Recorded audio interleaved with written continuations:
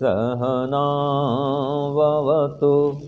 सहनौ भुनक्तु सह वीर्यं करवावहै तेजस्विनावधीतमस्तु मा विद्विषावहै। ओम शांति शांति शांति। हे ईश्वर, हम यह पठन पाठन आपको प्राप्त करने और कराने के लिए साधन के रूप में करने जा रहे हैं। इस कर्म को और इसके कर्म फल को भी आपको अर्पित करते हैं। ओम शांति शांति शांति। सबको सादर नमस्ते जी। हमारा जी वैशेषिक दर्शन का पाठ चल रहा है, जिसमें 8वां अध्याय हम आरंभ किए थे और इसमें प्रथम आहनिक के 4 सूत्र हम पढ़े थे। ठीक है जी। तो सूत्र 1 में क्या था जी पद्मनाभ जी? द्रव्येषु ज्ञानम व्याख्यातम। तो पृथ्वी आदि द्रव्यों में होने वाला जो प्रात्यक्षिक ज्ञान है, ये पहले बताया जा चुका है। देखो सूत्र का अर्थ इतना ही है, याद रखना। आपने जो लिखा था ना वो बाद में टिप्पणी में समझ आएगा। पहले कहाँ बताया जा चुका है, ये हमने जो प्रमाण दिया था। ठीक है। हाँ जी पद्मनाभ जी, सूत्र में तो इतना ही कहा है। क्या कहा है? द्रव्येषु ज्ञानम व्याख्यातम। हाँ, हमने फिर जो विस्तार किया ना, वो टिप्पणी भी आ सकता है। सूत्र का अर्थ छोटा अगर लिखना हो तो ये सरल भी इतना चलेगा आपका कि पृथ्वी आदि द्रव्यों में होने वाला प्रात्यक्षिक ज्ञान पहले बताया जा चुका है। समझ गए ना? हाँ, इतना पर्याप्त सूत्र का अर्थ। आगे कहाँ कहाँ है वो प्रमाण है। ठीक है। फिर ये मन और आत्मा किस प्रकार जानने योग्य हैं, ये भी हमने पढ़ा था। तो किस प्रकार जानने योग्य है? बोलो। आत्मा और मन किस प्रकार जानेंगे इनको? अनुमान ज्ञान जानेंगे। ठीक है। जिसको कहा है लैंगिक ज्ञान, लिंग प्रमाण जानेंगे, है ना। फिर ज्ञान की उत्पत्ति विधि कहाँ बतलाई गई है, तो उसकी उत्पत्ति विधि भी ज्ञान की उत्पत्ति प्रकरण में बताई गई है। ठीक है। और प्रकरण कहाँ पर है?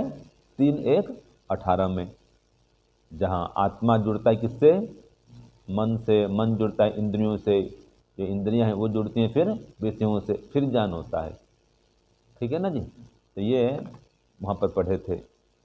आगे आ रहा है कि गुण और कर्मों का ज्ञान कब और कैसे होता है।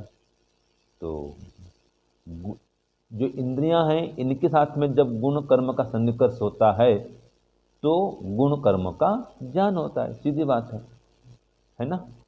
और इसमें मूल कारण क्या है? मूल पदार्थ से क्या है बोलो? द्रव्य। क्योंकि गुण कर्म कहाँ रहेंगे? द्रव्य में रहेंगे। तो जब द्रव्य से जुड़ता है इंद्रिय, तो उस द्रव्य में स्थित गुण और कर्म का ज्ञान होता है। हो गया स्पष्ट यहाँ तक? हाँ, अब आगे चलिए सूत्र 5। बोलिए। सामान्य विशेषेषु सामान्य विशेष अभावात् ततः एव ज्ञानम। तो अब बात आ रही है सामान्य और विशेष की। ये सभी अलग अलग गुण चल रहे ना जी। तो अब सामान्य और विशेष गुण की परीक्षा होगी कि द्रव्य गुण कर्म इनका तो हो गया, व्याख्यान हो गया, इनकी परीक्षा हो गई। अब सामान्य और विशेष की परीक्षा की जाएगी कि इनका ज्ञान कैसे होता है। सामान्य और विशेष ज्ञान कैसे होता है, ये लिखिए। प्रश्न लिखिए। सामान्य और विशेषों का ज्ञान कैसे होता है? प्रश्न 5। सामान्य और विशेषों का ज्ञान कैसे होता है?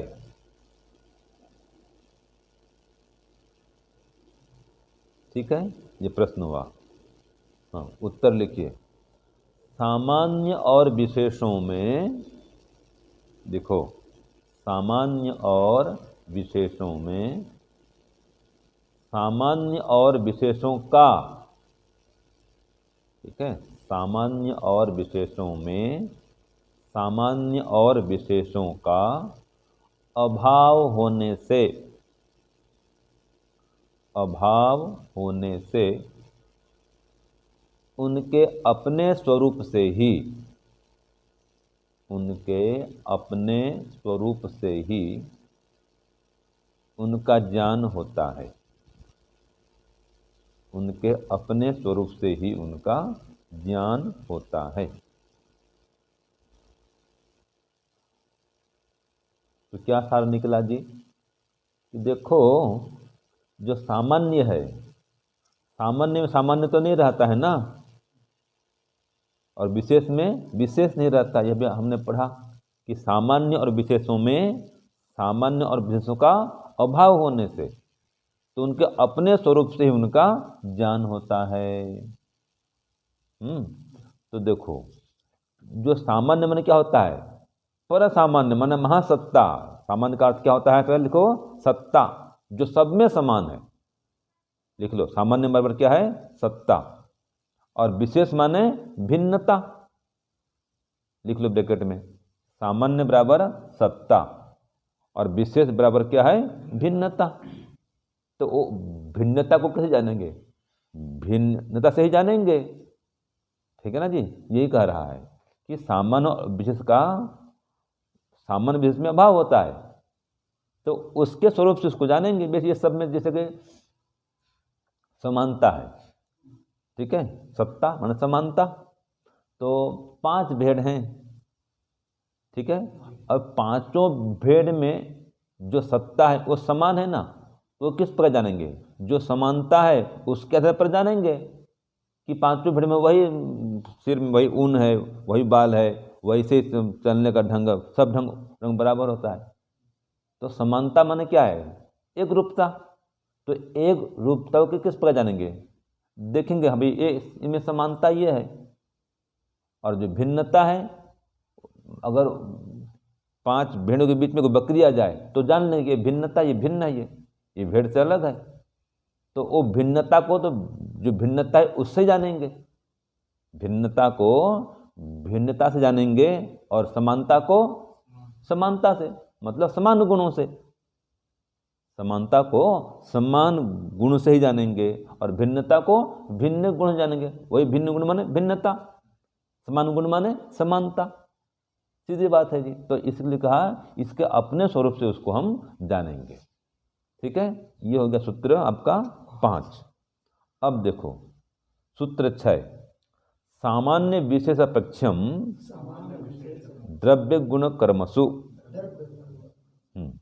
अब आ रहा है द्रव्य गुण कर्मों में ज्ञान कैसे होता है। यहाँ पर सूत्र में तो कर्मों में दिया ना, और समझने के लिए द्रव्य गुण कर्मों का ज्ञान कैसे होता है, ठीक है ना। तो सूत्र 6, सूत्र 6 क्या है, सामान्य विशेष अपेक्षम द्रव्य गुण कर्मसु। तो अगर सूत्र के अनुसार चलेंगे जी, सूत्र में भाषा में यह अर्थ क्या बनेगा, द्रव्य गुण कर्मों में ज्ञान कैसे होता है। देखो प्रश्न, लेकिन भावार्थ क्या निकलेगा, द्रव्य गुण कर्मों का ज्ञान कैसे होता है। समझने के लिए यह अर्थ बनेगा जी। तो लिख लो, द्रव्य गुण कर्मों में, ब्रैकेट में का कर दो, ज्ञान कैसे होता है। तो आप समझ जाएंगे प्रश्न क्या कह रहा है।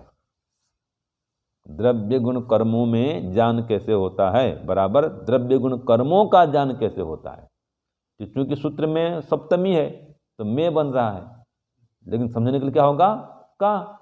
द्रव्य गुण कर्मों का ज्ञान कैसे होता है, तो उत्तर लिखो द्रव्य गुण कर्मों में, ठीक है ना, फिर ब्रैकेट फिर का करो,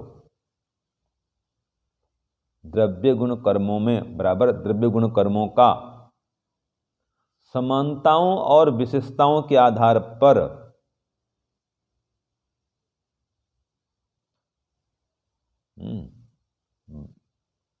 समानताओं और विशेषताओं के आधार पर ज्ञान होता है, ठीक है। अब इसको यहां पर सूत्र में क्या दिया, अपेक्षम दिया है, माने समानताओं और विशेषताओं की अपेक्षा से ज्ञान होता है। जो सूत्र में क्या दिया है, अपेक्षम, और हिंदी में क्या बनेगा, ज्ञान कैसे होता है, तो समानताओं और विशेषताओं के आधार पर ज्ञान होता है। हो गया ना। सूत्र में क्या कहा है, इसको अपेक्षा से ज्ञान होता है, तो समानताओं और विशेषताओं की अपेक्षा से ज्ञान होता है। हाँ जी, सूत्र में क्या दिया है, अपेक्षम, तो हमने हिंदी में क्या है कि इसको आधार पर। अपेक्षम समझ में ना आया आपको, तो ये तो समझ में आ गया ना कि समानताओं और विशेषताओं के आधार पर ज्ञान होता है। तो द्रव्य गुण कर्म इनका ज्ञान कैसे होगा, वही कह रहा है कि देखो द्रव्य में क्या है, जो द्रव्यत्व है वो समान है। सभी द्रव्य में जो द्रव्यपन है वो समान है, क्योंकि सभी द्रव्यों में ही ये सारे पदार्थ टिके हुए हैं। गुण है, कर्म कहाँ रहता है, कहाँ रहते हैं, द्रव्य में। तो ये द्रव्य कौन कौन से हैं, जैसे कि ये वायु है, जल है, अग्नि है, पृथ्वी है, ये सब द्रव्य हैं। हमने पढ़ा 9 प्रकार के द्रव्य होते हैं। तो इनका ज्ञान कैसे होगा, इनकी विशेषताओं और समानताओं के आधार पर ही ज्ञान होगा। जैसे गुणे सामान्यम गुणत्वम, गुण में गुणपन या गुणों में गुणत्व वो सब में समान है, और कर्म में जो कर्मपन है वो समान है, कर्मत्व समान है। सभी कर्मों में कर्मत्व बराबर है। क्रिया, जाना हो आना हो, ये क्रिया है ना, तो या तो ऊपर उठेगा कोई पदार्थ या नीचे ही गिरेगा, इधर जगह वो क्रिया तो है, तो सब में समान है। ठीक है। अच्छा, ये अगर विशेषता के आधार पर जानेंगे तो कर्म की तुलना में इसकी अपेक्षा में गुण विशेष है जी। गुण में क्या होता है, रूप है, रंग है, भार है, ये गुण है ना, तो उसकी विशेषता से आप इसको जानेंगे। समानता से इस प्रकार जानेंगे कि सभी कर्म समान है। ठीक है, चाहे ऊपर जाना हो नीचे आना हो, सब में गति हो रही है, ये कर्मपन है। कर्म मतलब क्या होता है, जाना आना करना, गति करना है ना, हिलना डुलना, यहाँ वहाँ होना, ये तो गति है, क्रिया है, वो कर्म है जी। ये सब में समान है, ये समानता सब में। चाहे कोई ऊपर जाए अलग बात है, वो भिन्नता है, फिर उसको भी समझना हो तो फिर भिन्नता का आधार पर कि कोई पदार्थ ऊपर जा रहा है तो उसमें ऊर्ध्व गति हुई, और कोई नीचे आ रहा है तो उसमें निम्न गति हुई, अधोगति हुई। तो ये भिन्नता का आधार पर इस प्रकार जानेंगे फिर। ठीक है ना जी। हाँ, और समानता का आधार पर कैसे जानेंगे, गति हो रही है बस, वो समानता है, और भिन्न भिन्न गति हो रही है, ये असमानता है। तो दोनों समानता से भी और असमानता से भी इसके आधार पर इनका ज्ञान होता है। कोई द्रव्य है, समान द्रव्य है, जैसे भेड़ समान है, इनका ज्ञान हो गया समानता से, और बकरी से वो भिन्न है, असमानता है, तो इसके आधार पर भी ज्ञान होगा, बकरी से भेड़ भिन्न हो जी। तो इस प्रकार से 5 भेड़ के बीच में एक बकरी घुस जाए तो असमानता के आधार पर उसको पहचान लेंगे कि ये भेड़ नहीं है, ये बकरी है। भेड़ भी अलग-अलग है, तो भी जान लेंगे। हाँ, उसमें कोई असमानता है, एक भेड़ का पैर टूटा हुआ है तो बोले ये लंगड़ा है। ठीक है ना जी, ये होता है। तो हाँ, तो जो भी समानता है उसके आधार पर जानेंगे इनमें समान गुण हैं, और अगर कोई विशेषता है, भिन्न गुण है, उसके आधार पर ये जानेंगे कि ये इससे अलग है, ये 5 से ये था अलग प्रकार का है ये। तो इस प्रकार से समानता और विशेषताओं के आधार पर ज्ञान होता है। ठीक है, ये सूत्र 6 हो गया। अब सूत्र 7 चलो, द्रव्य गुण कर्म अपेक्षम। कर्म अपेक्षम, तो द्रव्य माने गौ आदि जो कार्य द्रव्य हैं, इनमें इसकी चर्चा हो रही है। तो लिखो प्रश्न इसका, गौ आदि कार्य द्रव्यों में, गौ आदि कार्य द्रव्यों में ज्ञान कैसे होता है। फिर वही बात आई गई, ज्ञान कैसे होता है मतलब इनका ज्ञान कैसे होता है। जो मैं है ना, वो क्या करना पड़ेगा आपको, क्या करना पड़ेगा समझने के लिए कि गौ आदि जो द्रव्य हैं इनका ज्ञान कैसे होता है ना। सूत्र में क्या दिया, द्रव्य में कहा है, लेकिन भावार्थ क्या निकालेंगे, द्रव्य का। तो गौ आदि द्रव्य का ज्ञान कैसे होता है, मैंने गाय को किस प्रकार जानते हैं हम, किस प्रकार से कि ये गाय है, तो किस पे जानते हैं? शासनावती देखो दिया है? तो ये इसमें क्या है? गलकंबल है। घंटावती, ये गाय घंटी वाली है, इसमें घंटी लगी हुई देखना चलती है ना। कोई पीत वर्ण की है, वो गुण के पर ज्ञान हो गया है। कोई आ रही है, जा रही है, बोलिए ये गाय जा रही है। कोई बैठा है, हाँ कौन जा रही है? गाय जा रही है। तब देखा हाँ जा रही, हाँ ये गाय है ये। तो इस प्रकार से लिखो, उसका उत्तर लिखो। उत्तर 7, गौ आदि कार्य द्रव्य में, ब्रैकेट में का,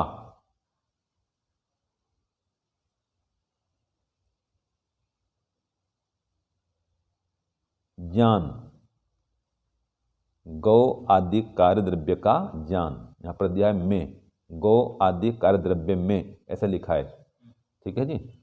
हाँ, तो इनका ज्ञान, आगे लिखिए, द्रव्य गुण और कर्म की, द्रव्य गुण और कर्म की सहायता से, ब्रैकेट के अंदर कर दो, अपेक्षा से होता है।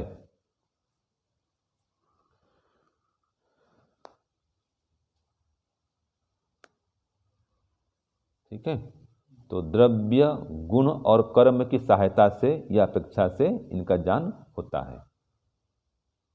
ठीक है जी। जैसे अब इसमें सूत्र पूरा हो गया, अब लिखो टिप्पणी, आगे लिखो। जैसे कि शासनावती गौ, ये द्रव्य से ज्ञान हो, द्रव्य से ज्ञान का उदाहरण लिखो। द्रव्य से ज्ञान, ये टिप्पणी कर दो। द्रव्य से ज्ञान है गाय में गलकंबल देख करके, ये द्रव्य है ना, गलकंबल लटकता है, गलकंबल, शासनावती लिख दो। शासनावती गौ, गलकंबल, ये गाय गलकंबल वाली होती है। शासनावती माने गलकंबल वाली, गलकंबल वाली गाय है, इसको संस्कृत में शासनावती गौ। ऐसे ही घंटावती गौ, ये घंटी वाली गाय है, गले में घंटी लगी है। तो कोई भी एक उदाहरण करो, शासनावती गौ कर दो, ये द्रव्य का हो गया। आगे गुण के आधार पर, तो रंग है पीत वर्णा, तो पीले रंग की गाय है, तो ये रंग को देख कर गाय ज्ञान हो रहा है ना। ऐसे कर्म, तो गच्छति सा गौ, जो जा रही है वो गाय है, यह कर्म को देख कर ज्ञान हुआ। गच्छति सा गौ, जो जा रही है वो गाय है, यह कर्म को देख के ज्ञान होता है। ठीक है ना। ये तीनों का आपको दे दिया उदाहरण, सूत्र में नहीं है, ये भाष्य में है। हाँ, दूध देती गाय, वो भी हो जाएगा, दूध दे रही है वो गाय है, हाँ कर्म से हो जाएगा, है ना। दौड़ रही है गाय है। ठीक है, तो ये गुण, कर्म और द्रव्य, इनके आधार पर भी हम गाय को पहचान सकते हैं, माने गाय का इस प्रकार से ज्ञान होता है। ठीक है, इस सूत्र 7 आपका पूरा हुआ। अब एक और अंतिम करो, 8।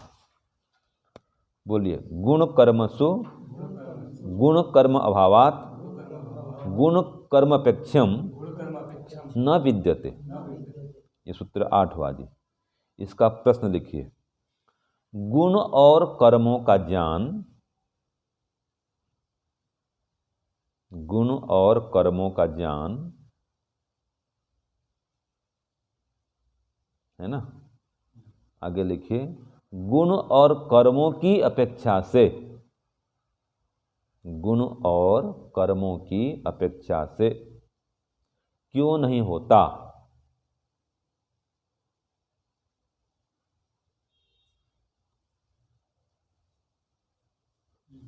ठीक है, अब समझो प्रश्न को।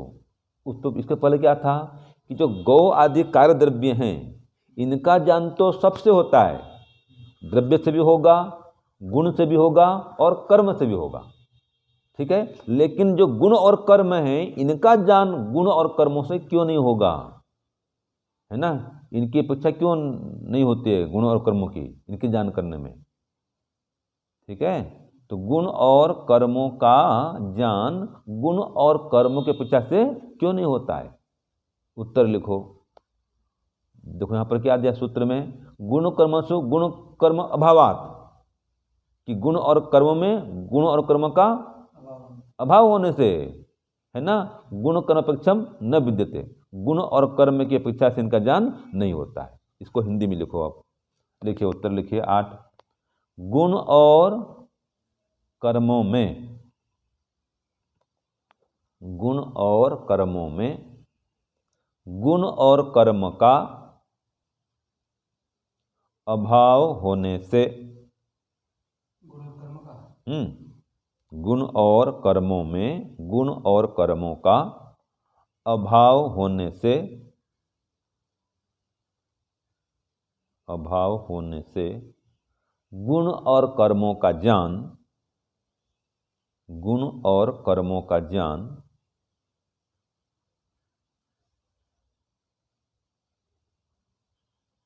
गुण और कर्मों की अपेक्षा से,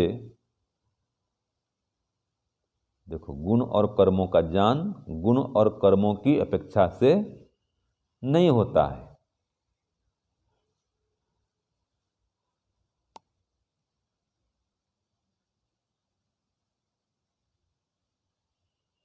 ठीक है, मतलब क्या निकला, गुण से गुण का ज्ञान नहीं होता है और कर्म से कर्म का ज्ञान नहीं होता है, ये कह रहा है। क्यों नहीं होता है? क्योंकि गुण अगुण अगुणवान होती, गुण में गुण रहता है नहीं है, ठीक है ना। गुण को खाली गुण से किस प्रकार जानोगे आप? गुण से गुण का ज्ञान नहीं होता, मतलब गुण से गुण जानोगे क्या? गुण तो कहीं आपको मिलेगा ही नहीं। ये बात घूम रही है जी संतोष जी, आधार नहीं है। गुण किसको, गुण को किस प्रकार जानोगे आप? किसी द्रव्य में हो तब तो। ये एक काला रंग इसमें है, तो किसी द्रव्य में काला रंग है तब जानोगे इसको। द्रव्य के बिना गुण को किस प्रकार जानेंगे आप? मीठा है, मीठा से गुण है, तो किस प्रकार जानोगे? कोई शक्कर लाओ, कोई गुड़ लाओ, कोई रसगुल्ला लाओ, कोई तो पदार्थ होना चाहिए भाई, जिसको खाओगे जानोगे। तो बिना द्रव्य के गुण का ज्ञान कैसे होगा? और बिना द्रव्य के जो कर्म है उसका ज्ञान कैसे होगा? गति होती है ना जी, तो किसी पदार्थ में गति होती है, ट्रेन रेलगाड़ी जा रही है, गति हो रही है, तो वो कर्म एक गाड़ी में हो रही है, रेलगाड़ी में, ऐसे कार में।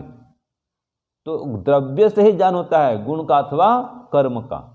केवल गुण से गुण का ज्ञान नहीं होता है और कर्म से कर्म का ज्ञान भी नहीं होगा, वो रहेगा ही नहीं कहीं ना जी। इनकी मन वही कर दिया, गुण की अपेक्षा से, माने इनके स्वयं से गुण और कर्मों का गुण और कर्मों की अपेक्षा से ज्ञान नहीं होता, माने इनके स्वयं के द्वारा। जो कहा ना गुण से गुण का ज्ञान नहीं होता है, यहाँ पर सूत्र में दिया ना, अपेक्षम दिया ना जी। देखो गुण कर्मसु गुण कर्म अभावात गुण कर्म अपेक्षम न विद्यते, यहाँ पर शब्द है अपेक्षा, इसलिए हमने दे दिया कि गुण और कर्मों का ज्ञान गुण और कर्मों की अपेक्षा से नहीं होता। क्यों नहीं होता? तो हेतु दिया अभावात, गुण में गुण नहीं रहने से और कर्म में कर्म नहीं रहने से, ये उत्तर है, मुख्य है। ठीक है, गुण और कर्म में गुण और कर्मों का अभाव होने से। तो गुण में गुण नहीं रहता, मतलब गुण से ही गुण का ज्ञान नहीं हो सकता, ये समझो। गुण से, केवल गुण से गुण का ज्ञान होगा नहीं, क्योंकि गुण कहीं मिलेगा नहीं आपको। अकेला गुण कहीं मिलेगा तो ज्ञान कैसे होगा उसे बताओ? कहीं कर्म अकेला मिलेगा आपको? नहीं मिलेगा। कर्म माने किसी पदार्थ में क्रिया। ठीक है, आप पत्थर ऊपर फेंको, उत्क्षेपण क्रिया पत्थर में हुई, पत्थर नहीं फेंकोगे तो क्या ऊपर जाएगा? तो उत्क्षेपण को किस प्रकार जानोगे आप? उत्क्षेपण माने किसी पदार्थ के ऊपर जाना। कोई पदार्थ नीचे गिर रहा है तो पदार्थ नीचे गिर रहा है तो जानोगे हाँ इसमें कितनी क्रिया हो रही है। तो द्रव्य के आधार पर ज्ञान होता है, मुख्य बात यह है, ये लिख लो समझने के लिए।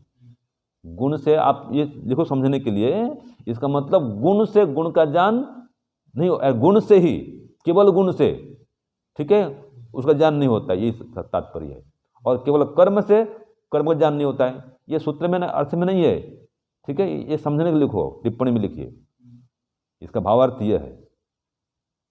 क्योंकि इसमें आ गया ना, भाष्य में आ गया, देखो कि गुणों ही अगुणवान, और आगे आता है एक द्रव्यम, आगे आ गया ना, द्रव्य आश्रयत्वात्, वो एक द्रव्य में रहता है जो गुण है, और द्रव्य आश्रित्वात्, द्रव्य के आश्रय में रहता है, ऐसे कर्म भी।